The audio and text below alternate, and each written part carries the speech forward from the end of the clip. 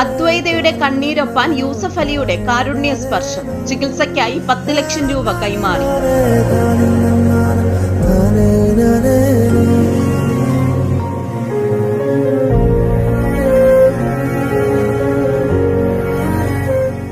കരയുമ്പോൾ കണ്ണുകൾ പുറത്തേക്ക് തള്ളിവരുന്ന അത്യപൂർവ രോഗത്തിന്റെ വേദനയിൽ കഴിയുന്ന നെയ്യാറ്റിൻകര വെൺപകലിലെ 1 വയസ്സുകാരി അദ്വൈതയ്ക്ക് Lulu group chairman MA Yusuff അലിയുടെ സാന്ത്വനഹസ്തം.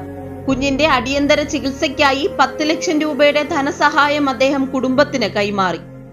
മാധ്യമ വാർത്തകളിലൂടെയാണ് കുഞ്ഞ് അദ്വൈതയുടെ ദുരവസ്ഥയും ഭാരിച്ച ശസ്ത്രക്രിയാ ചെലവ് കണ്ടെത്താനാകാതെ ഉഴലുകയായിരുന്ന നിർധന കുടുംബത്തിന്റെ നിസ്സഹായ അവസ്ഥയും ശ്രീ MA യൂസഫ് അലിയുടെ ശ്രദ്ധയിൽപ്പെട്ടത്.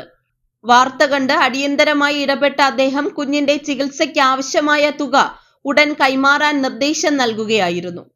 MA യൂസഫ് അലിക്ക് വേണ്ടി ലുലു ഗ്രൂപ്പ് ഡയറക്ടർ ശ്രീ ജോയ് ഷഡാനന്ദൻ വെൺപകലിലെ അദ്വൈതയുടെ വീട്ടിലെത്തി മാതാപിതാക്കൾക്ക് 10 ലക്ഷം രൂപയുടെ ചെക്ക് കൈമാറി.